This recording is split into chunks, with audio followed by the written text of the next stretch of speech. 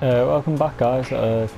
Part 23 here of GTA 3 100% walkthrough, and right now I'm going to probably take the Blista over to Portland, drop that one off.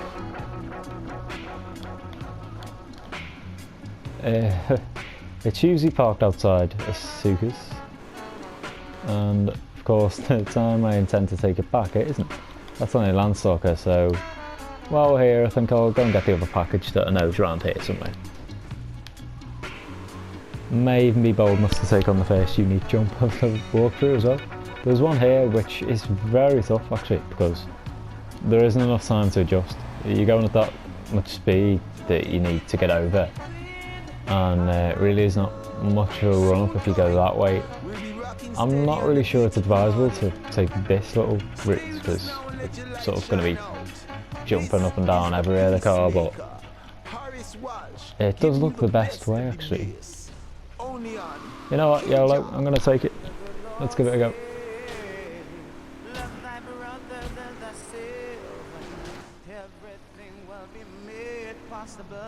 In fact, I think I've overshot this, guys. I might be spinning off here.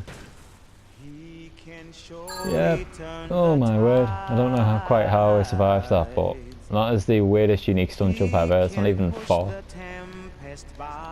But it's led us to that nicely actually. The next package is just down here, I think.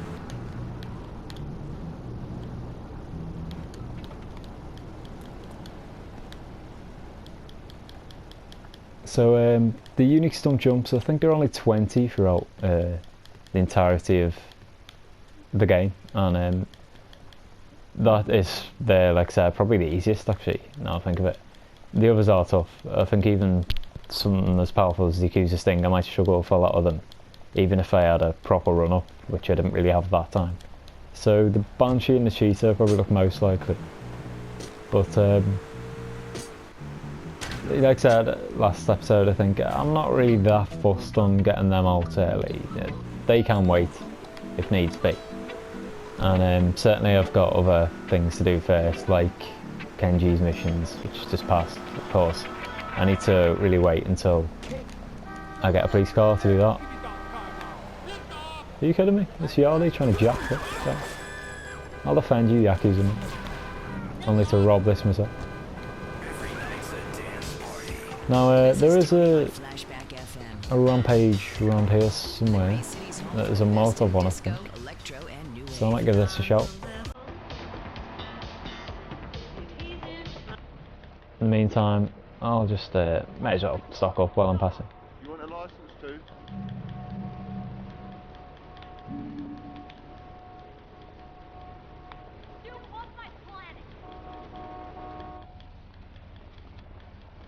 There is a package down here in Liberty City Stories. I'm pretty sure there isn't on this game, but usually if there's an alleyway, something like this, there's often something hidden.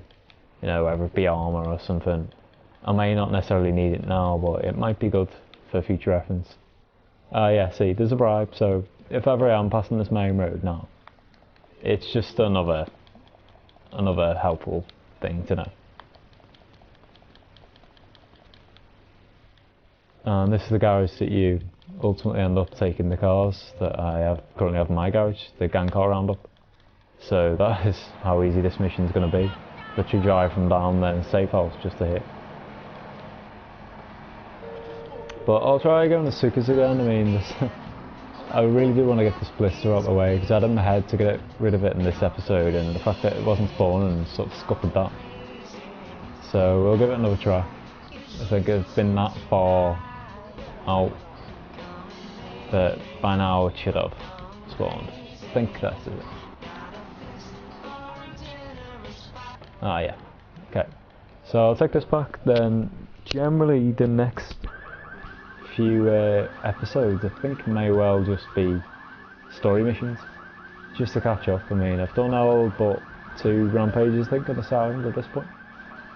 And various missions take me up and down the island that much that I may as well just do them when I'm passing, rather than going out my way per se.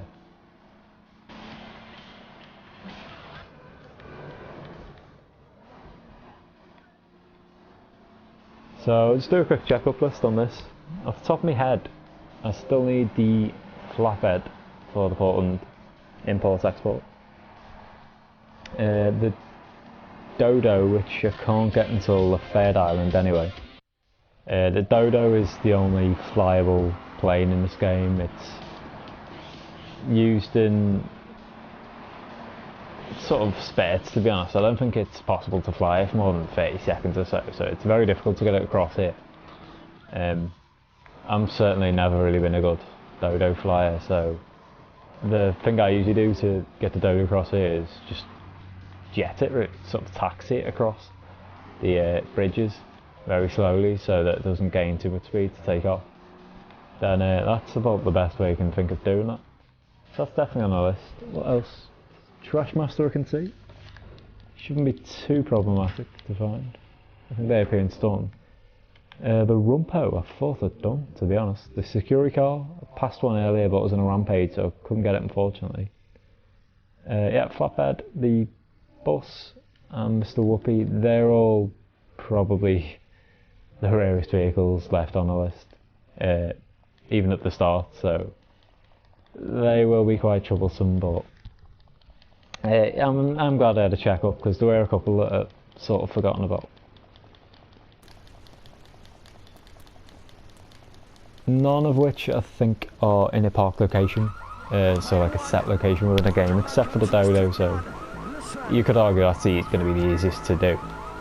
But these sheer amount of time I'm going to spend driving around doing taxi missions, for instance, as one passes. You know, the beauty of doing missions like that, or the ambulance, or not the ambulance, sorry, the firefighter, or the vigilante or something, you can always stop them at any time really. And I think in the firefighter set of missions, Mr. Whoopi does become available, so I'll tackle that before I think about finishing the import-export list.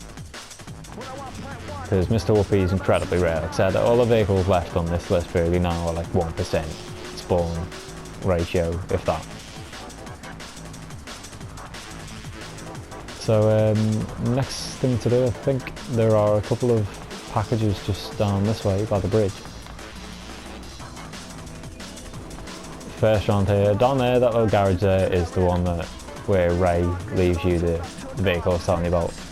I think it's a Patriot, the actual vehicle, but it's definitely either bulletproof or fireproof. So in the mission to come, you know, it's a shame you couldn't do the vigilante and that or something, but in the mission to come that will be completely okay, so I'll exploit that as much as I can.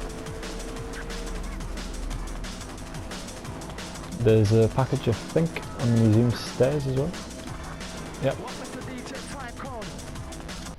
So we're getting there, guys. 57 now. I was not going to get the next two until later on, but I may as well now. There's one I can definitely get underneath the police station.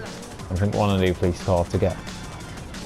But of course you can get that in the station. You can get behind the impound, and I suppose it's pretty unplanned, but I might go and do Kenji's missions while I'm here with that.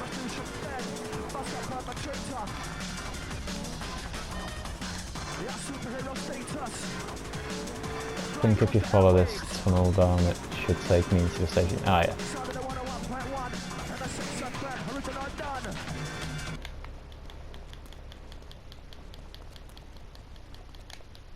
Ah, I did not expect this. There's an Enforcer Park. No, Sentinel. Well, there's a Sentinel Park here, Robert. But it looked like an Enforcer. The Enforcer is one of the cars on our other import list in Portland, and it's sort of like a, I think it's just a pretty much pimped up police car. I was going to say an FBI car, but they are separate vehicles. So if I do find an Enforcer, maybe in this impound, I could take that straight to Portland now instead. This one certainly.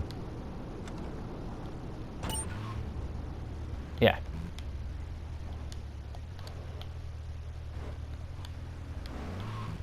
I did think there was another package around here. Oh yeah, there it is. Sort of camouflaged away. So yeah, I think for this episode I'll take this across, because this is quite a rare one to get. Then Kenji will have to wait. Another change of plan, but like I said, the import-export list is one of the priorities to get out of the way, and the only way you can get this enforcer is by getting into the impound. And in Kenji's mission, once we're in the impound, we have to take a guy back to a safe house, so I can always come back to that.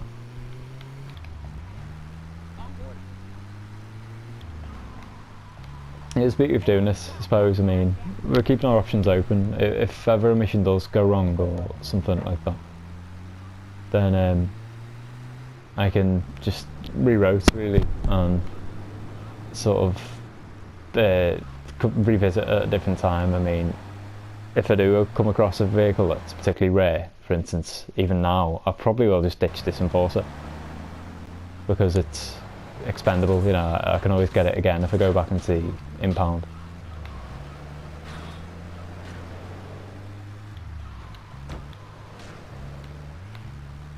I think there is a bonus once you complete the impound list on this game. Off the top of my head, they give you another vehicle. Oh, I don't 100% know what it is, but I'm gonna guess a BF injection, which is a bit of an OP vehicle in this game. It appears in other games, Vice City and San Andreas. It's a bit like a dune buggy kind of thing, but with a real good engine.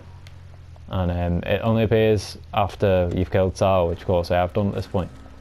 At certain times of the day, I think it's 6 in the morning till 12 midday, something like that. And yeah, that's not a massive incentive, but of course I'm not really doing this import list because it's part of 100%. It is necessary, so I can't just gloss over it and leave it.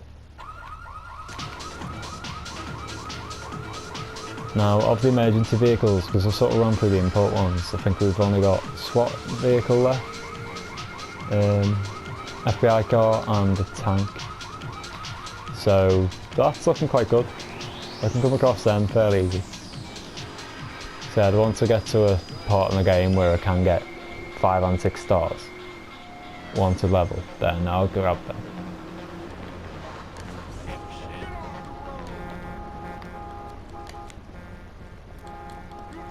I don't know what this is. I'm not sure if this is a flatbed or not, but I'll take this. No, line runner. Okay, I don't need this one.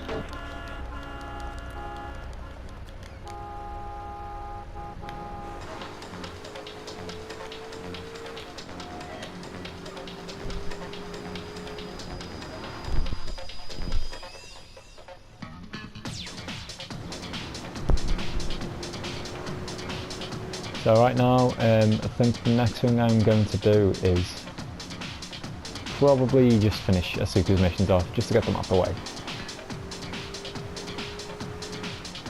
That may well be next episode though, guys, so I think I'm going to park up. In fact, I'll go and save it, leave it at that. Then yeah, when you join me again, I'm going to spam through a bit of storyline missions, because we are sort of going through them a bit slowly.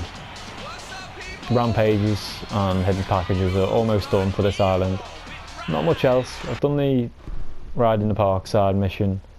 I've got multi-story mayhem left to do, but I may well leave that till when I'm doing the unique stunt jumps, because the culmination of that mission is a unique stunt jump. So yes, I'll see you next episode, in which we will finish off Asuka's missions and probably begin Ray's.